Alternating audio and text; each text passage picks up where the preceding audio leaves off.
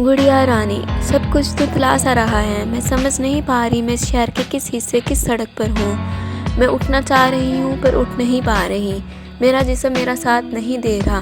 दिमाग बेचारा भी समझ नहीं पा रहा कि जिस्म की किस किस हड्डी के टूटने का दर्द उठाए, और इस पर सबसे बढ़कर प्यास। इस वक्त मैं सिवाय दर्द को महसूस करने के कुछ नहीं कर सकती। रात के इस गुप्त अंधेरे में अगर चीख भी लूँ तो दम ही निकल जाएगा, मगर इस पर आने में मदद के लिए कोई नहीं आएगा। सारी ज़िंदगी इसी शहर में गुजारने के बावजूद मैं समझ नहीं पा रही थी कि आखिर मैं हूँ किधर। मगर क्या फ़र्क पड़ता है, ये जान भी जाऊँ तो क्या फ़र्क पड़ जाएगा? कुछ भी तो नहीं। जाने सुबह सबसे पहले कौन मेरी लाश को देखेगा, या शायद कोई रात को ही देख ले। जाहिर है इतने ज़ख्मों के बाद कौन जिंदा रह सकता है। मगर कोई मौजरती तौर पर यहाँ नमूदार भी हो जाए, मुझे अस्पताल ले भी जाए, तब भी मैं जानती हूँ ये मेरा इख्तिताम आ पहुँचा है। हमारे इंजाम ऐसे होना कोई ख़ास बात नहीं। जाने मुझे कोई दफनाएगा भी या कोई जानवर समझ लिया जाएगा। सारी ज़िंदगी जानवर जैसी ही तो गुजरी है, जिसके आगे खाने को कुछ डाल दिया जाए और बदले में चलो अच्छा है ये ज़िंदगी अब ख़त्म हो जाएगी। मगर क्या ही अच्छा था कि मेरा इंजाम ही अच्छा हो जाता। जैसी असीयत भरी ज़िंदगी थी वैसी ही असीयत भरी मौत मेरा नसीब बन रही है। मगर ये मौत अब तक आई क्यों नहीं, और कितना तड़पाएगी? कई घंटों से यहाँ तड़पने के बावजूद अब तक मौत का परवाना मेरे लिए सदा की राहत का पैगाम लेकर नहीं आया। शायद कुछ इंतज़ार और करना पड़ेगा। वैसे भी सारी ज़िंदगी इंतज़ार ही तो किया है, अच्छे वक्त का लामहदूद इंतज़ार। अब्बा तो मुझे गुड़िया रानी बुलाते थे, मगर उनकी गुड़िया रानी को ना ही गुड़िया समझा गया, और रानी तो मैं जैसे राजा की बनना चाहती थी। हाँ, ये भी अच्छा ख्याल है। टूटते जिस्म के दर्द को महसूस करने की बजाय अगर माजी को याद किया जाए, आखिर दोनों की ही तकलीफ़ में कोई ज़्यादा फ़र्क नहीं। और वैसे भी सुना है इंसान मरने से पहले अक्सर अपनी बीती ज़िंदगी याद करता है। वो भी क्या वक्त था ना जब मैं अपने बहन भाइयों के साथ पूरा दिन घर में रहती थी। हाँ, 2 कमरों का टूटा फूटा मकान जो मेरा घर और मेरी खुशियों का मरकज़ था। खाना बहुत कम मिलता था, मगर किसी का बचा हुआ तो नहीं मिलता था। अब्बा बेचारे सारा दिन सब्ज़ी बेचकर बस इतना ही कमा पाते कि हम 6 बहन भाई ज़िंदा रह सकें। मैं सबसे बड़ी थी, इसलिए सबसे ज़्यादा लाडली भी, और शायद इसलिए गुड़िया रानी भी। तभी अब्बा मुझे अपने हिस्से की रोटी भी खिला दिया करते थे। मैं गरीब घर की लड़की हूँ, जिसके वालिदैन बहुत मुश्किल से इस माशरे में गुजारा कर रहे हैं। बात का एहसास मुझे इस वक्त नहीं हुआ जब तक मेरी अम्मा ने मुझ पर काम लगाने का नहीं सोचा। जाने इनकी किस हमदर्दी रिश्तेदार ने मशवरा दे दिया कि अब मैं कुछ बड़ी हो गई हूँ, कामकाज के लायक हो गई हूँ, अब मुझे लोगों के घर की सफाई पर लगा देना चाहिए। अम्मा ने तो पलक झपकने जितना वक्त नहीं लिया था, मगर अब्बा नहीं मान रहे थे। अब्बा कहते थे कि मैं इनकी गुड़िया रानी हूँ, मुझे किसी के घर मुलाजमा बनाकर नहीं बेचेंगे। मगर अम्मा के मुसलसल इसरार पर अब्बा भी मान गए। अब्बा भी क्या करते जब अम्मा ने यही यहाँ तक कह दिया कि तुम अपनी गुड़िया रानी तो रूखा सूखा खिला रहे हो, जबकि किसी बड़े बंगले में काम करेगी तो रोज़ तरह तरह के पकवान खाएगी। यहाँ जो जून जुलाई की तपती गर्मी बर्दाश्त करती है, वहाँ बंगले में एसी की हवा खाएगी, और फिर 4 पैसे कमाकर घर भेजेगी तो कम से कम बाकी बच्चों की परवरिश में कुछ आसानी हो जाएगी। किसी ने अम्मा को बताया कि शहर के किसी बहुत बड़े बंगले में 24 घंटे मुलाजमा की ज़रूरत है। अम्मा इस बार भी पलक झपकने से पहले ही मान गई, और अब्बा को भी उन्होंने जैसे तैसे मना ही लिया। जिस पल मैंने इस बंगले में कदम रखा, उसी लम्हे जाना कि दौलत क्या होती है, ऐशो आराम क्या होता है। बड़े से बंगले में जहाँ हर कमरे में एसी था, जहाँ खाने की मज़ीद लवाजमात होते हैं, जहाँ के मर्द औरत का परफ्यूम हमारे महीने के खर्च से महंगा था, जहाँ लोग बड़ी बड़ी गाड़ियों में बैठ कर सड़क पर मौजूद कुत्ते को गरीब को एक ही नज़र से देखते हैं जो किसी रेस्टोरेंट में जाकर ज़रूरत से ज़्यादा खाना ऑर्डर कर लेते थे। इनके दिल इतने छोटे थे कि वो खाना ज़ाया करने को तो तैयार हो जाते, मगर ये गवारा नहीं करते कि कोई मुलाजिम या मुलाजमा ही वो खाना खा ले। जो बड़े बड़े ब्रांड्स के कपड़े 2-4 बार पहनने के बाद हम गरीबों पर एहसान चढ़ाकर ज़रूर देते थे, मगर कभी किसी छोटी आम सी दुकान से भी नया जोड़ा लेकर देने की तौफीक ना करते थे। क्या है ना, नए कपड़े, नए जूते और ताज़ा खाने के हकदार तो बस वही थे। हाँ, मगर कहते हैं ना, 5 उंगलियां बराबर नहीं। इस बड़े से बंगले में भी एक राजा था जो इन सब से मुनफरिद था, जिसने जब भी मुझे कोई काम बताया तो बाकी सब अफराद के बरअक्स नरम लहजे में बताया। कभी मेरी किसी गलती पर मेरी तौहीन नहीं की। जाने इसकी शख्सियत में ऐसा क्या जादू था कि दिन भर की मेरी थकान इसकी एक झलक से दूर हो जाती थी। मैं पहली बार किसी के घर काम के लिए आई थी, और सारा दिन काम करते करते मैं थक जाती थी। आदत जो ना थी कभी कभी तो जिस्म भी दुखने लगता। जब तक मेरा दिल इसकी तरफ माइल नहीं हुआ था, इससे पहले तक मैं दिन रात बस अपने अच्छे वक्त का इंतज़ार करती थी। सोचती थी इतनी मेहनत करूँगी, इतना कमाऊँगी कि एक दिन अपना आलीशान घर बनाऊँगी। इसलिए दिल धड़का तो उसे पाने का इंतज़ार करने लगी। मैंने कभी जानने की कोशिश नहीं की कि अब इसकी तरफ माइल कब, कैसे और क्यों हुई, मगर आज मुझे वो लम्हा याद आ रहा है कि मुझे गरीब ने एक परेशान के शहजादे के ख्वाब कैसे देख लिए। इस दिन शीशे का एक कीमती गुलदान मुझसे टूट गया था और मालकर ने एक तमाचा मेरे मुंह पर दे मारा था, जिसके लिए मैं बिल्कुल तैयार नहीं थी और फटी फटी नमी भरी नज़रों से मालकन को देख रही थी। ऐसा नहीं था कि मैंने ज़िंदगी में थप्पड़ नहीं खाया था। अम्मा से जूते, मुक्के, बेलन सब खा चुकी थी, मगर कभी इतनी तकलीफ़ नहीं हुई थी जितनी आज हो रही थी। कभी इतनी ज़िल्लत महसूस नहीं हुई थी जितनी कि आज। तभी मेरे अकम में उमैर ने कहा, मम्मा रिलैक्स, एक गुलदान ही तो था, और आ जाएगा। उमैर, ये बहुत कीमती था। मालका ने छुपा छुपा कर मुझे खूनख्वार नज़रों से देखते हुए कहा, वो जैसे अभी मेरी इज़्ज़त मज़ीद करेंगी। अच्छा जाने दे, मुझे भूख लग रही है, फ़रीद से कहेंगे मुझे जल्दी से पास्ता बना दे। उमैर ने जैसे मुझे मालकन के इत्तेकाब से बचाने के लिए कहा था। मालकन भी एक गुस्सैली नज़र डालकर चल दी। जिनके जाते ही उमैर ने मुझसे कहा, तुम दिल पर मत लेना, मम्मा को बस थोड़ा गुस्सा आ गया। उसका इतना ही कहना था कि आंखों से आंसू भल भल बहने लगे थे। अरे तुम तो रोने लगी, देखो तुम रो नहीं। मम्मा की तरफ से मैं माफ़ी मांगता हूँ, उसने सादा से अंदाज में कहा कि मैं चूक गई। माफ़ी और मुझसे 1 साल होने को आया था। इस घर में काम करते करते कभी किसी ने नरम लहजे में बात ना की थी और उमैर माफ़ी मांग रहा था। शायद वो बाहर से पढ़ाई मुकम्मल करके आया था, उसे आए हुए एक आधा माह भी नहीं हुआ था और उसका मिजाज बाकी घर के अफराद से मुख्तलिफ था। वैसे तो वो पहले भी कई बार आ चुका था, मगर चंद देर रहकर वापस चला जाता। ये पहली बार था कि वो तकरीबन 1.5 माह से यहाँ था।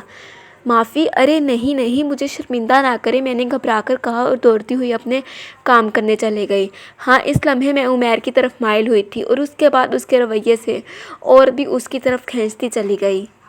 और कैसे ना खींचती। इस दिन के बाद से वो जिस तरह अक्सर आके मुझसे मेरा हाल चाल पूछ लेता और हमेशा मालकन की जाड़ से उसे नामहसूस अंदाज में बचा लिया करता था। और फिर एक दिन तो मालकन ने हद ही कर दी। कॉफ़ी लाने में मुझे ज़रा देर क्या होगी। उन्होंने मेरी उंगलियां गर्म काफ़ी भरे मग में डबो दी। मैं कराह कर रह गई, मगर इस अजियत बड़े लम्हों में उमैर की आंखों में फ़िक्रमंदी देखकर अजीब सा सुकून मिला था। इसने मेरा हाथ अपनी मम्मा के हाथ से छुड़ा लिया। पहली बार मैंने उसका लम्स महसूस किया था। एक मर्द का हाथ भी क्या इतना नरम हो सकता है। मम्मा ये क्या कर रही थी? हाँ, उमैर को मैंने पहली बार अपनी मम्मा से उखड़े लहजे में बात करते हुए सुना था। मेरी खातिर वो अपनी मम्मा से लहजा बदल गया था। क्या वो भी मेरे लिए कुछ महसूस करता था? मगर ये कैसे मुमकिन था? मैं अपनी खुशफहमी को एक तरफ रखा और दौड़ती हुई सरवट कमांडर चले गई, जहाँ कुछ ही देर में उमैर हाथ में एक ट्यूब लिए आ गया।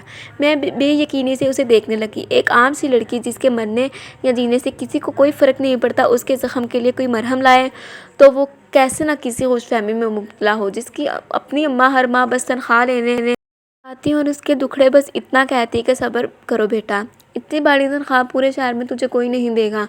वो कैसे न इस परिस्तान के शहजादे पर फ़िदा होती। और फिर कुछ उम्र का भी कसूर था। लड़कपन में तो वैसे भी दिल बेख्तियार होता है। जल्दी से ये लगा लो वरना छाला पड़ जाएगी। इसने मरहम मेरी तरफ बढ़ाया। मैंने खामोशी से लिया और फिर एक नज़र डाली और वो दरवाजे की जानिब बढ़ गया। उस दिन के बाद से मैं तो बस उसके आगे पीछे दाएं बाएं रहने लगी। उसके सभी काम मैंने अपने सर ले लिए। उसे सुबह की कॉफ़ी और रात की पैटी तक सब मैं ही देती।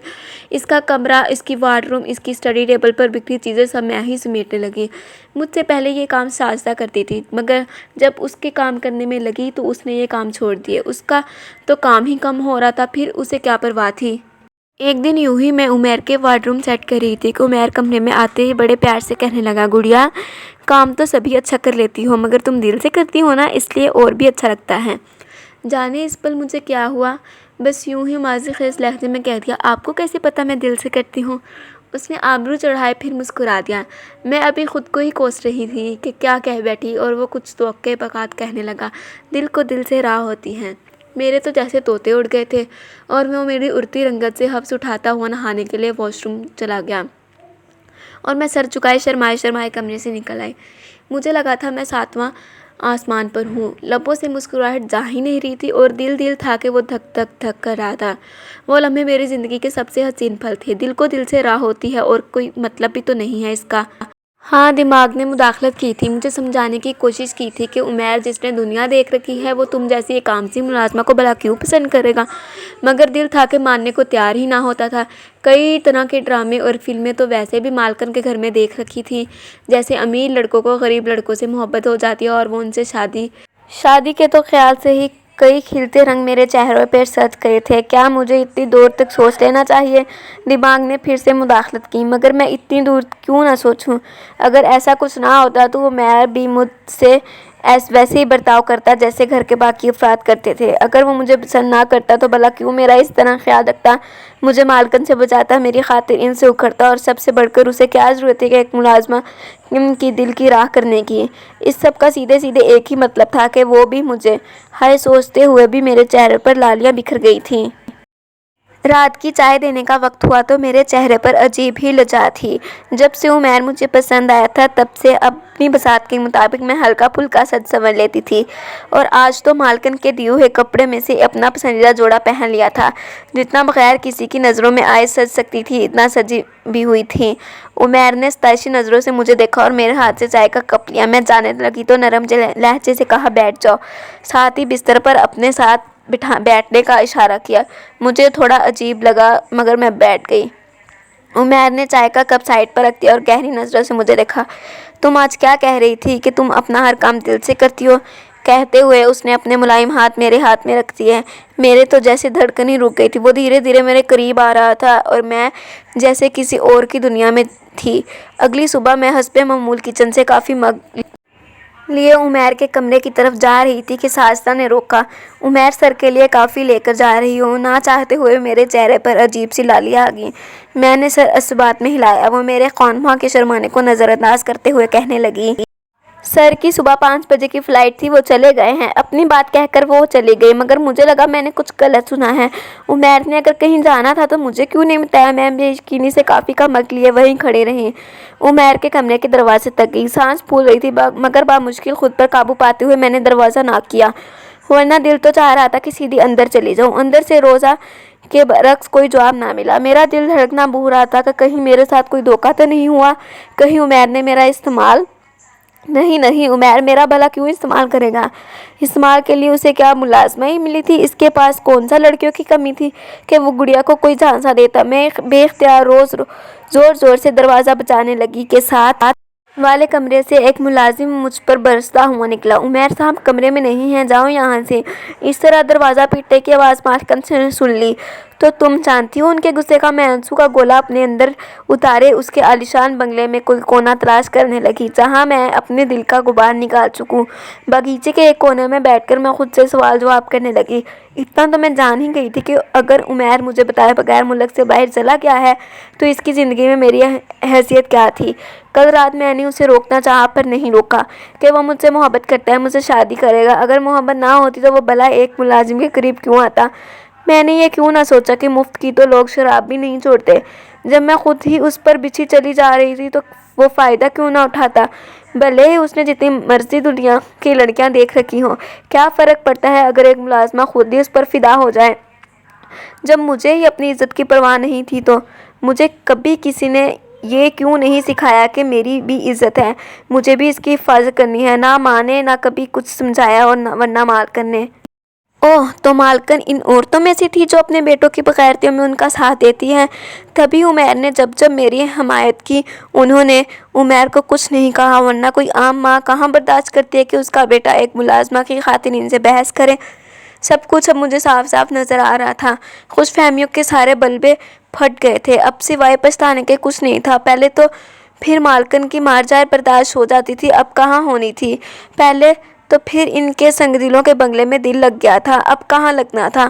اب تو مجھے بس مہینہ پورا ہونے کا انتظار تھا کہ اماں آئیں اور میں ان کے ساتھ یہاں سے چلی جاؤں، چاہے انہیں سب سچ بتانا کیوں نہ پڑ جائے، مگر میں اب یہاں نہیں رہوں گی۔ وہ مہینہ مجھ سے پورا کیا ہی نہیں جائے گا۔ جب دل ٹوٹ گیا تو ہاتھ سے بھی ہر چیز گر کر ٹوٹنے لگی۔ مالکن کی مار دھاڑ بڑھنے لگی مگر میں چپ تھی۔ بس 10 दिन और एक बार माँ आ जाए। अपनी माँ के इंतज़ार में वक्त काट ही रही थी कि मालकिन के फ़ोन पर होने वाली गुफ्तगू कानों में पड़ी, जिसमें वो उमैर को बता रही थी कि इन्हें भी वो लड़की बहुत पसंद आई है जिसकी तस्वीर उमैर ने इन्हें भेजी है, और वो जल्द उमैर की वालिद से उमैर की पसंद की लड़की के बारे में बात करेंगे। बस ये सुनना था कि लगा ज़मीन पर एक ही बिल में कसक कर दोबारा अपनी जगह आई हैं। सर घूमने लगा था। माना कि उमैर के फ़रेब का अंदाज़ा पहले ही हो गया था, मगर इतनी जल्दी मुझे उसकी शादी से मुतल्लिक कोई बात सुनने को मिलती, ये कहाँ का इंसाफ है। मैं घूमते सर के साथ फर्नीचर साफ करने लगी तो मालकिन ने डट कर कहा, अंधी हो, ठीक से काम करो। मुझसे भी अब ज़ब्त ना हुआ। मैं तो नहीं, मगर कुछ माएँ जानबूझकर ज़रूर अंधी बन जाते हैं कि इनके बेटे जो गुल खिलाने हैं खुला लें। इनका बेटा किसी रिश्तेदार से ताल्लुक़ रखे, कभी हमसाये से ताल्लुक़ रखे या किसी मुलाजमा से क्यों ना रख लें, वो अंधी गूंगी और बहरी बन जाती हैं। फिर कोई कुछ कहे अपना दामन बिछा लेती हैं। जब लड़की ये ऐसी थी तो हमारे बेटे का क्या कसूर। मैं फुनकारी थी। क्या बकवास कर रही हो, अपनी औकात भूल गई हो क्या। वो भी सलाई थी, भूल गई थी, मगर अब याद आ गई है। जितनी भी है कमज़र्फ लोगों से फिर भी बहुत ज़्यादा है। मैंने जिस अंदाज में कहा मालकिन से रहा ना गया और मेरे मुंह पर एक थप्पड़ दे मारा। इसकी हर मार हर डांट आज तक मैंने सही, मगर अब नहीं। अब मेरे पास ना हौसला था, ना हिम्मत, ना ज़र्फ और ना किसी चीज़ का इंतजाम की परवाह। भले अभी और इस वक्त धक्के देकर निकाल दें, भले तनख्वाह भी ना दें। इस थप्पड़ के बदले में थप्पड़ मारने की हिम्मत तो ना कर पाए, मगर जाने कैसे मैंने थूक दिया इन पर। फिर कैसे वो इनके घर के लोग मुझे इस हाल में ना पहचानते, कैसे ना वो मेरी एक एक हड्डी तोड़कर सुनसान सड़क पर फेंक दे।